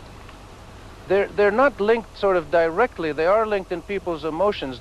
As I was saying before, the Arabs for about the last 5 decades have been so driven down by their defeats and frustrations and humiliations at the hands of their own leaders, at Israel, the Western powers, that we reached really bottom in the 1980s. And what happened when Saddam Hussein occupied Kuwait, you have to remember, every single Arab country, without exception, including the PLO, said that this occupation was not valid, could not be maintained, and had to be reversed. The initial diplomatic attempts came from the Arabs, from Jordan, from Yemen, from Egypt, from the PLO, from Algeria. The king of Jordan had a commitment from Saddam Hussein 2 days after the occupation of Kuwait that the Iraqis would withdraw. What happened, unfortunately, is that the Egyptians and the Saudis panicked. They called in the Americans. Once you had this 500,000 American-led force of troops coming into the region, it no longer became just a question of Iraq and Kuwait. It became, in our minds, a replay of the nightmare that has haunted us for the last 70 years, which is Western armies coming in from England, from France, from the United States, from Israel, from wherever, coming into our region, dominating our political order, telling us what to do, drawing our borders, selling us arms that we can't use, hooking us up into commercial relationships, taking hundreds of billions of dollars from the Gulf oil countries of the Gulf and putting them in Western banks. That this process of deterioration and political fragmentation and economic regression and social humiliation and national denial that has taken place in the Arab world over the last 5 decades, this process brought the Arab people to a point that when Saddam Hussein stood up against the Western powers, instinctively the majority of the Arab world supported him. That's what's so hard. I'm sorry, that's what's so hard for Americans to understand, though. I realize that. Saddam Hussein, in spite of all the horror stories that we've heard about the occupation of Kuwait, that he might possibly, no matter how militarily the situation turns out, that Saddam Hussein might emerge psychologically as a victor. I guess he has already. He has already. I mean, the point in our minds is that we've won. We've already won. That if you destroy Iraq, or you negotiate a peace, or whatever, that we have won in the sense the Arabs have won by, we have stood up for 5.5 months to this extraordinary challenge from the West, political and diplomatic and military. The war has started, and none of the Arabs who supported Iraq, and that includes, I would say, about 3/4 of the people of the Arab world, none of them buckled under, none of them bowed down to American threats. The war has started. We're all maintaining our position. We don't want this war. We want a negotiated settlement, but we are no longer afraid of the power of Western guns. And this is the message that the American people and government apparently haven't understood. To our mutual tragedy, to both of us, we're both being turned into animals. The ferocity of the killing that is going on is something that brings shame to Christians, Muslims, and Jews alike in our shared Abrahamic moral heritage. We have to stop this cycle and move onto a negotiating table and say, what are the reasons that caused 150 million Arabs to stand up like madmen, and we are madmen, standing up like this telling you, come and kill us? What caused us to do this? What drove 4 million Israelis with gas masks into their houses 3 days ago? We've got to find those underlying causes and deal with them so that we can live in justice and peace. At what point do you think will we get to some sort of peace conference? Is there any chance at all that the Iraqi troops in Kuwait will withdraw, or are we just going to have to go man to man, basically, until we can get to a peace conference? Well, I think what will happen in the aftermath of this military war now, and it's certainly likely and almost sure that eventually the Iraqis will be defeated. There's no way they can stand up this tremendous force that the Americans have assembled and the technology of the Americans. But military defeat will not be followed by our submission to whatever the Americans want. I think you have to remember the case of Vietnam. The Americans are saying this will not be a Vietnam. It certainly will not be a Vietnam militarily, that's for sure, but it will be a Vietnam politically, because if you remember the image, which I remember well when I was studying at the university in the United States, the image of the American ambassador leaving off the roof of the embassy in Saigon with his flag, carrying it up into his helicopter and scurrying out of Vietnam humiliated.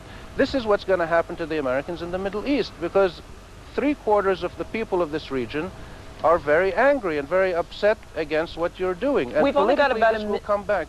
We've only got a minute left. I'm wondering, I hear you talking, and it sounds as if American relations with the Arab countries can never be, or not in the short term anyway, be repaired.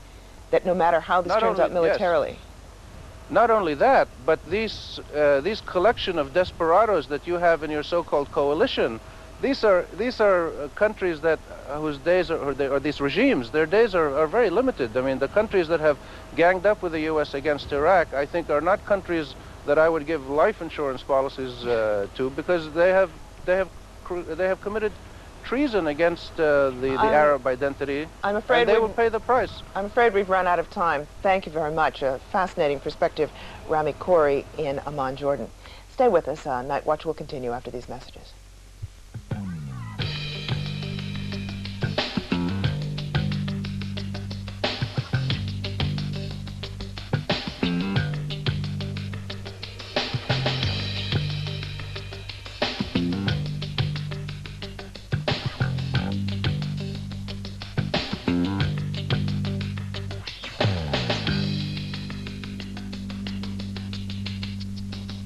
Hi, I'm Julie, an aerobic instructor who's tired of the dating game.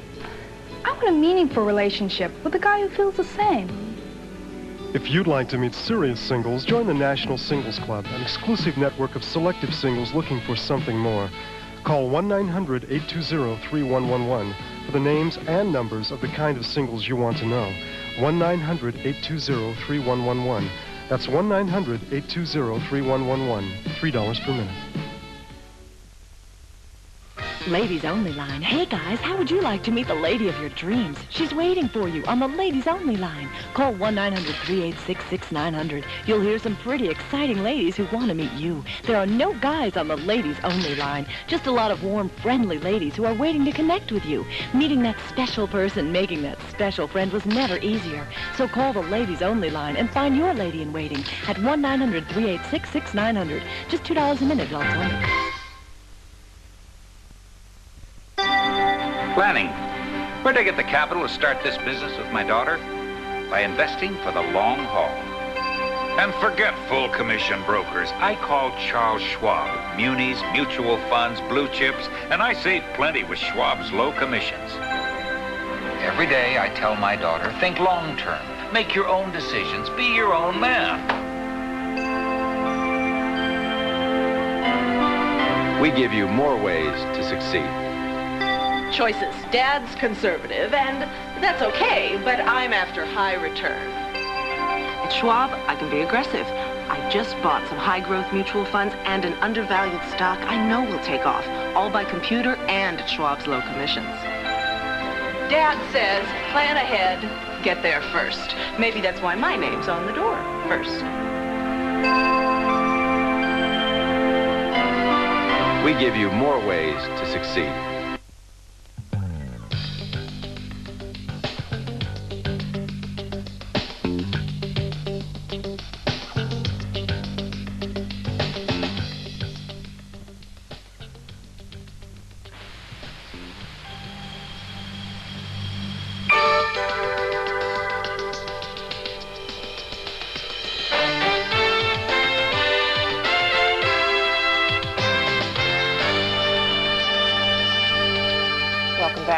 There are reports of bloody upheaval in another part of the world this morning.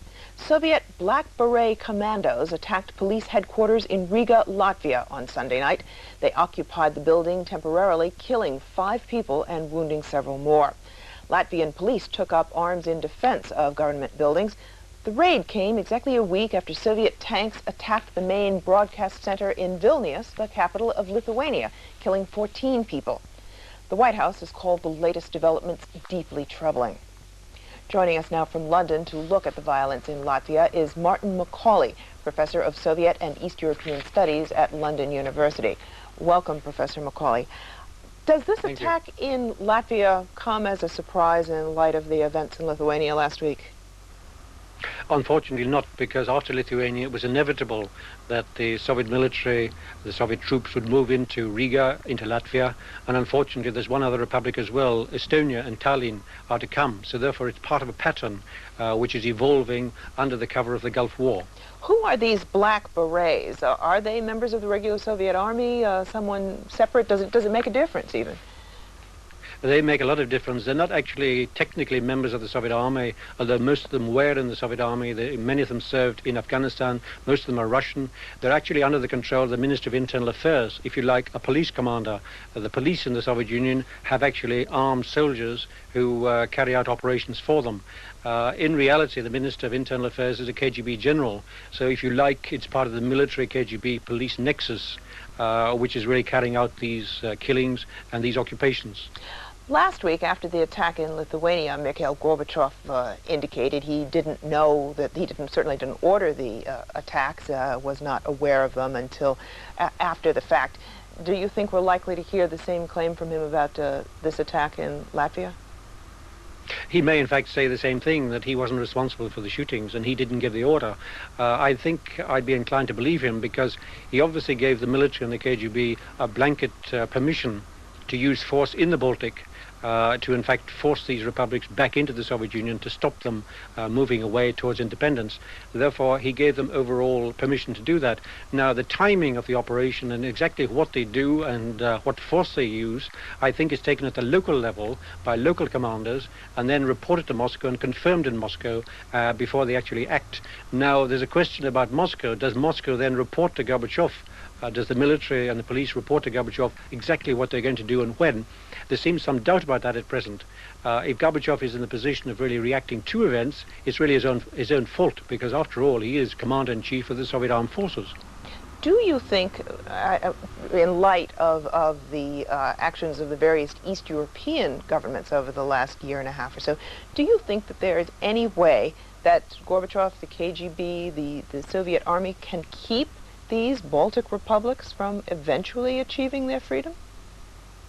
I don't think they can win in the end, but unfortunately in the short term they can, because they have the physical power to do so. They are the instruments of coercion, they control the guns. It was no accident, of course, that he acted against the Ministry of the Interior in Riga, the Latvian police, because the Latvian police have guns and can defend Latvia and hopes of Latvian independence. So therefore what the military and the police and the KGB are going for in these republics is to eliminate everyone who carries a gun, who's not under their command. And they can do this, but in the short term they will win. They can suppress the aspirations for national independence and to move away from the Soviet Union, but in the long term they really can't. If you compare the two wars which are going on now, the behavior of the Soviet military and police in the Baltic republics is really old style, trying to use the military to force a political will on the population, and then you compare that with a high-tech war in the Gulf, which is really 21st century warfare, and you see the very wide gulf. And it must be a very sobering thought for the Soviet military to think about what's going on in the Baltic republics and really what is happening in the Gulf. You touched on this earlier, but are the Soviets taking this action because the world is distracted by the Persian Gulf? Do you think these assaults would be happening in the Baltic states if everything was calm in the Middle East? I think that the two things are very, very closely linked together. When the January 15th deadline was announced by the White House, that then became a signal for the Soviet military, for Gorbachev and for the police to really plan a takeover of the Baltic republics around that date. And they knew that if war broke out, they could really move ahead very quickly, because the West desperately needs the Soviet Union on the side of the coalition and can't really afford to take any action which would break that coalition. The West knows that it must support Gorbachev, even though he shed some blood. They can regret this, but on the other hand, they must stay with Gorbachev, because if he's replaced by a hardline communist or by a military person, the top military may in fact go over to Saddam Hussein's side. There have been many criticisms of Soviet policy and vicious attacks on Shevardnadze, the former foreign minister, for supporting the United Nations resolution. Many in the top military would like the Soviet Union to revert to their alliance with Saddam Hussein and Iraq, and not to support the coalition, especially the United States, in the Gulf, because the top military, the top Soviet military, think that a victory for the coalition would strengthen the United States' position in the Gulf and in the Middle East, and would in fact threaten Soviet security. We've only got a few seconds left, but what I guess I hear you saying is that the West, the White House, in spite of their deeply troubling comment, the West is basically blinking over the action of the Soviet troops. Yes, unfortunately, all the West can do is to say it's very distressed and appeal to Gorbachev not to shed blood. Gorbachev, in fact, is turning on its head his new political thinking, where he said that no violence, no coercion would be used to solve political problems. So therefore he's in fact reversed his own policy. All the West can do is to say to Gorbachev, Mikhail Sergeyevich, please go back to your other policy, because that's the policy we support and we would like to work together. We don't want to see bloodshed. We don't want to see the military and the hardline communists in control. Thank you very much. Martin Macaulay in London. We've been devoting a lot of time to war and international conflict on this Nightwatch broadcast. But before we leave you, we'd like to switch our focus a bit and turn to some authentic American music. When we come back, we'll hear from jazz pianist and singer Shirley Horn. Nightwatch continues. Stay with us.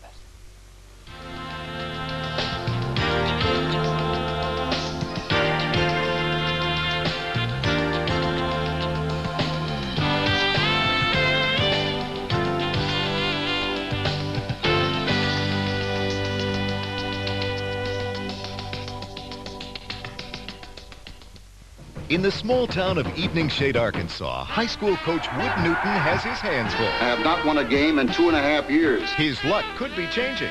Meet his new assistant. I guess you know a little bit about football, huh? No. But today's his birthday, and his wife Ava has a special surprise. I'm pregnant. Coach seems a little down. He got those over the hill, my wife's off the pill, and my vasectomy didn't take blues. Burt Reynolds has an all-star cast in Evening Shade, tonight on CBS. Build an appetite for laughs with Major Dad's special recipe, How to Raise a Family. Take one rad dad. I generally get by on grubs and beetles and worms. Ew, and you kiss him. Married to a non-com mom. You went to the beauty shop on the base, didn't you? I asked him for a hairstyle for a special occasion. That's the one. And 3 cool daughters. This kid in the lunchroom taught me some really great new ways to balance. For life in cozy quarters. The youngins. Major Dad, tonight. Evening, my good friend. Robert Duvall, in his finest role, is Augustus McCrae. I'd like the chance to shoot at an educated man once in my life. Philosopher. Ain't nothing better than riding a fine horse to a new country. Lawman. You're the kind of man that's a pleasure to hang. Businessman. I'm about half honest. And ladies' man. A woman's heart was his chosen instrument. Well, the older the violin, the sweeter the music. Relive the legend of Lonesome Dove.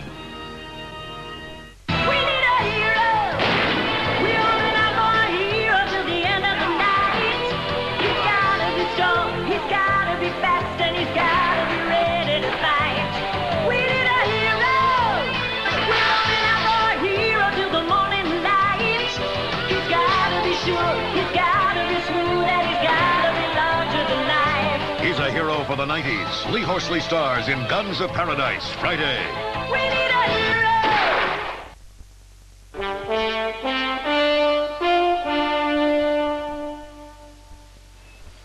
Jazz singer and pianist Shirley Horn inhabits her lyrics. Her subtle shadings and timed restraint have long made her a favorite of jazz musicians and aficionados. Now her new album, You Won't Forget Me, promises to bring her to an even wider audience. Shirley Horn is uncompromising in her devotion to the purity of jazz.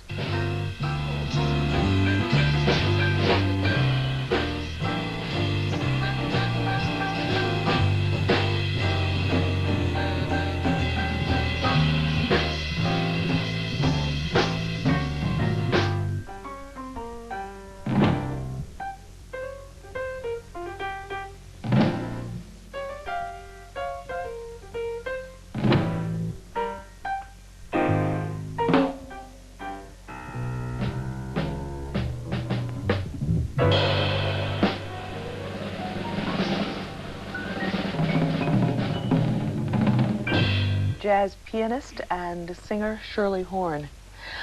During the course of your career, there have been any number of very popular musical styles. You started out as a classical musician. Yes. How did you make the switch to jazz? It wasn't easy. I was about 11, 12 years old. Earl Garner came out. And if you remember, it was Penthouse Serenade. And there are a lot of wonderful songs that he composed.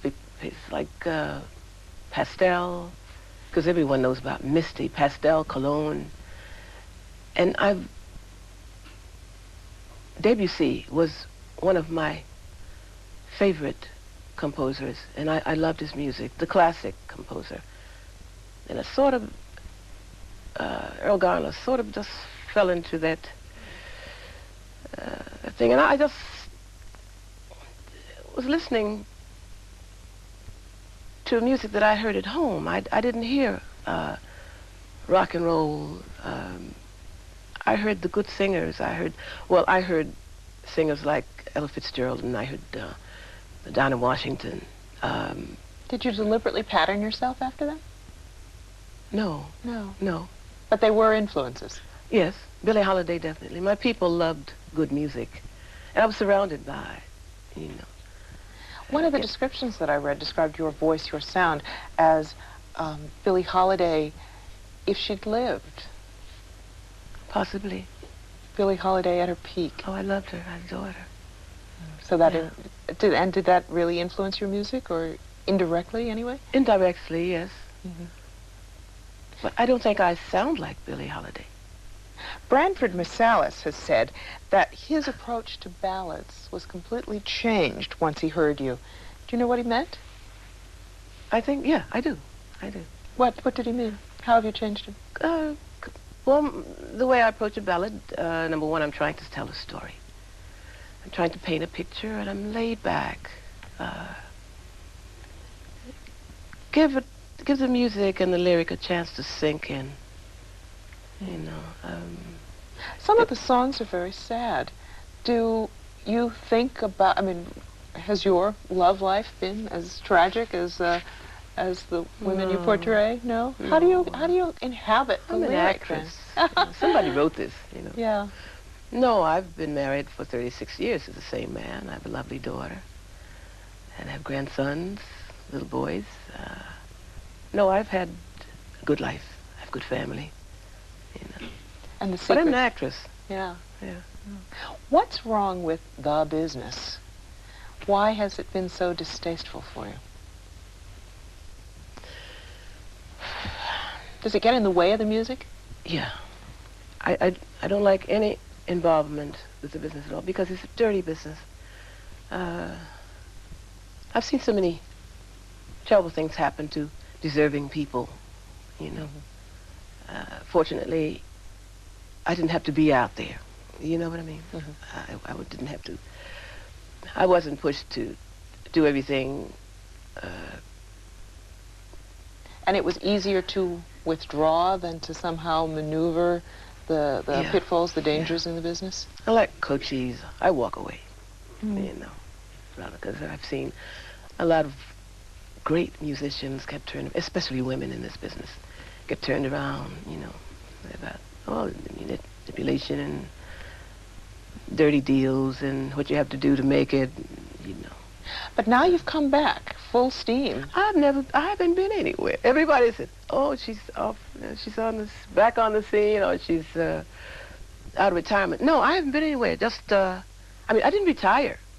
You know, I was home raising my daughter. But also, I was doing like movie themes, The Dandy and Aspic, another one. But the return to the recording, the return to more concert dates, was conscious? Do you think that you're just I didn't plan it. It just happened. You're not afraid of the dangers now this time? No. Why? I'm grown up. You know. You know who you are? Yes. Well, it's wonderful to talk with you. And in a moment, we'll listen to you. Great. Shirley Horn. Thank Stay you. with us.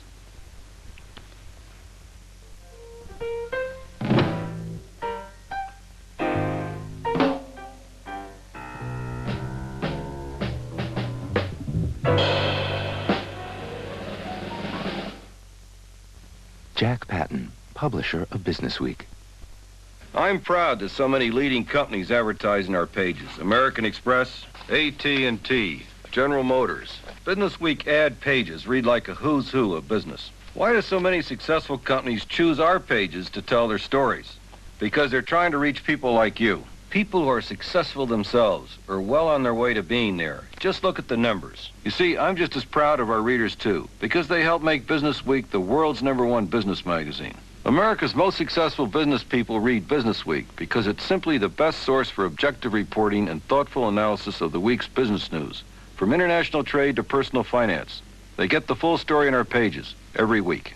And that brings me to your subscription to Business Week. Whether you've already arrived or on the way up, you should subscribe to Business Week right now. You will be in excellent company. Now is the time to subscribe to Business Week, because right now you can get 32 issues of Business Week for the low basic rate of $24.95, a savings of more than 60% off the $2 cover price. It's all the business news you need every week, the kind of value real success is built on. And with your paid subscription, Business Week will send you the compact data bank absolutely free. The data bank is more than a calculator. It also stores all your important phone numbers and even serves as an electronic appointment book. And remember, it's free with your paid subscription to Business Week. Here's how to subscribe. Subscribe today and get all the week's business news delivered to your home or office for only 78 cents an issue. Just call 1-800-972-1600 and we'll send you 32 issues of Business Week for only $24.95. This low basic rate saves you more than $39 off the cover price, and your satisfaction is guaranteed. The data bank is free with your paid subscription. That number again is 1-800-972-1600. Call now.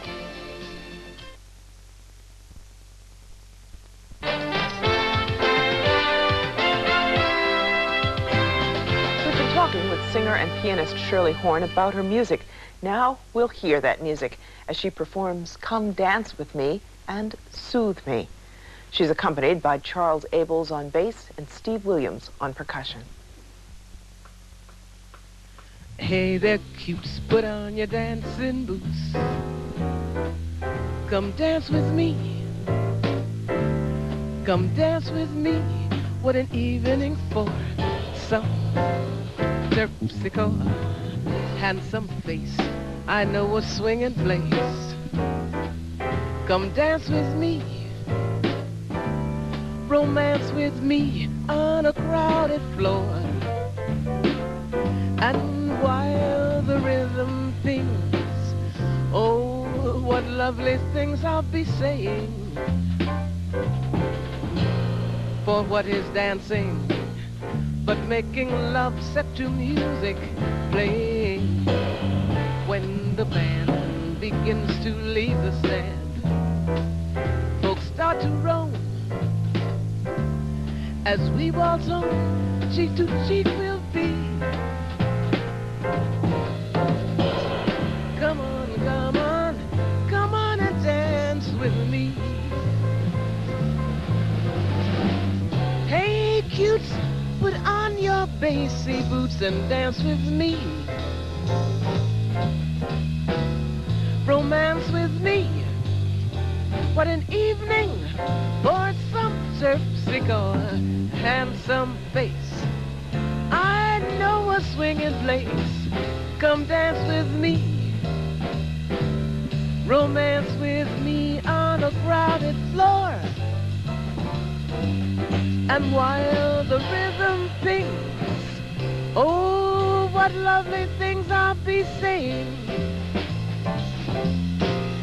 For what is dancing but making love set to music playing? When the band begins to leave the stand and folks start to roam. As we waltz on, cheek to cheek we'll be. Come on, come on, come on and dance with me. When the band begins to leave the stand and folks start to roam. As we waltz home, cheek to cheek we'll be now. Come on, come on, come on, come on, come on, come on. Come on, come on, and dance with me.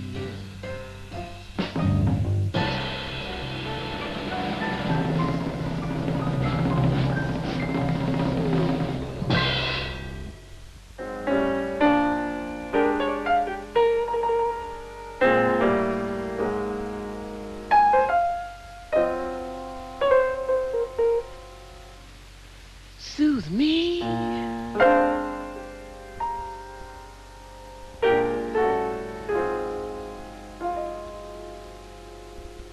Baby, soothe me.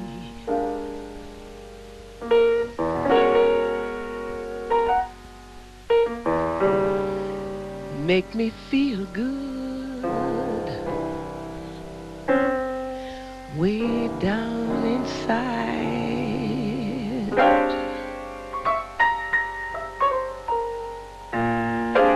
Soothe me.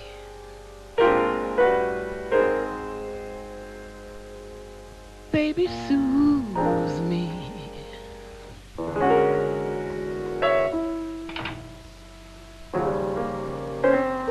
Mellow me, baby. Way down inside.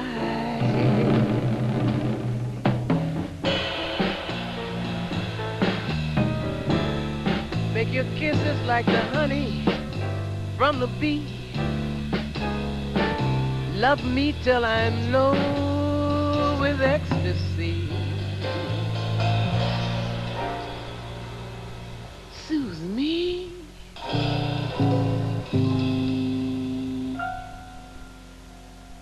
Baby, soothe me.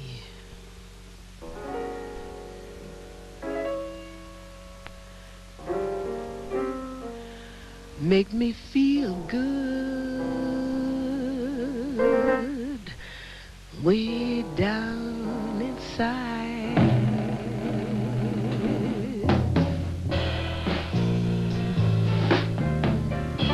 Make the kisses like the honey from the bee.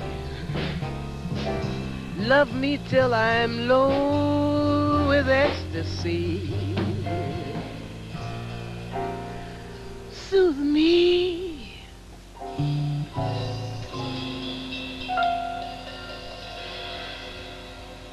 Baby, soothe me.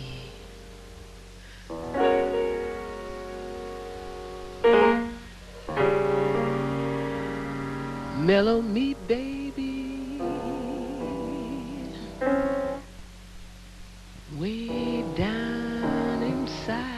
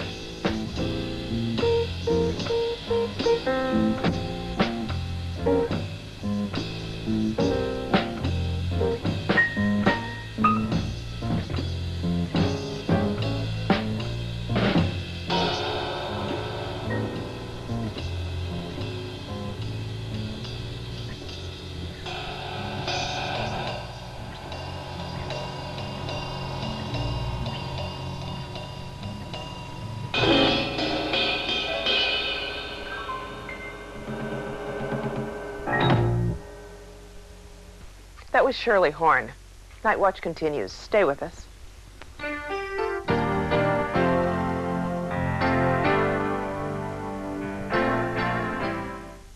In the on Magnum.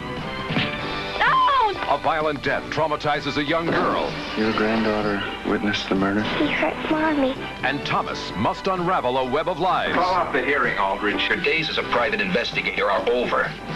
But the truth hurts. I think I can prove he killed her. He belongs behind bars. Not for murder. Yes, for murder. Objection, objection! On Magnum. Monday at 9 on TV 12. A message from your Shriners Hospitals. I'll spring the old bedroom quiz on them. Daffy, what are you doing here? Well, it's quiz time. First question. How do you burn-proof a bedroom? One way's that gadget up there. Aha, a smoke detector. Every home should have at least one. But just having one isn't enough. Kids use them the sound a smoke detector makes. And what does that sound mean, kids? It means get out of the house. And fast. How? Escape routes. Right, the whole family should map out a few different ways to get out of the house if there's a fire. A meeting place is most important, so everyone knows everyone else is okay. True or false? Under the bed is the best place to go during a fire. That's false. You should never hide under the bed. What about the closet? That's a definite no-no too, Daffy. Make sure your family gets an A on my burn prevention quiz, okay? If you killed your husband because he beat you, should you go to jail? When a woman, because she is battered or because she says she's battered, plans the death of another, we cannot let those type of people off. Had you been beaten? I've been battered over a period of about 3 or 4 years. You shouldn't have gone back to him. You had the choice. I love this man, though. Battered women who killed their husbands on the next Oprah show. Monday afternoon at 4 on TV 12. That's our broadcast for this Monday. Coming up later this week, we'll have all the latest developments from the Persian Gulf with live interviews and news updates. Robert Krulwich will explain the economic impact of Operation Desert Storm as only Robert Krulwich can. We'll also debate the growing conflict between individual rights and community safety in this country. And actress Diane Cannon will talk about directing her first full-length feature. It's called The End of Innocence. Until then, for everyone here at Nightwatch, I'm Jacqueline Adams in Washington.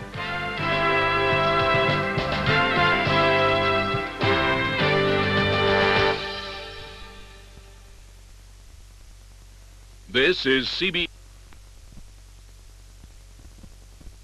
Tony's studying for a big exam. I've been working on my vocabulary skills, too. You know, Angela, I'm intensely cognizant of your pulchritude this eventide.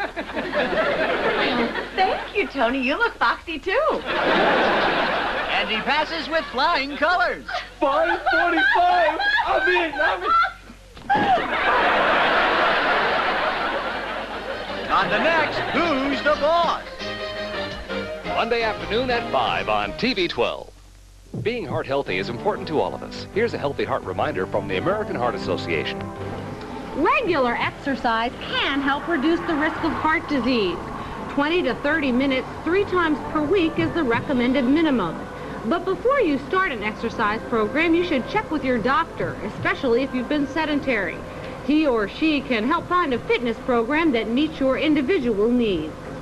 We want you to be heart healthy. Contact your local American Heart Association for more information. WBNG TV 12.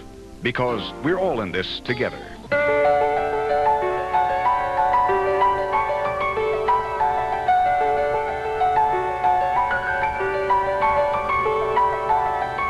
Encounter is brought to you by the Broome County Council of Churches.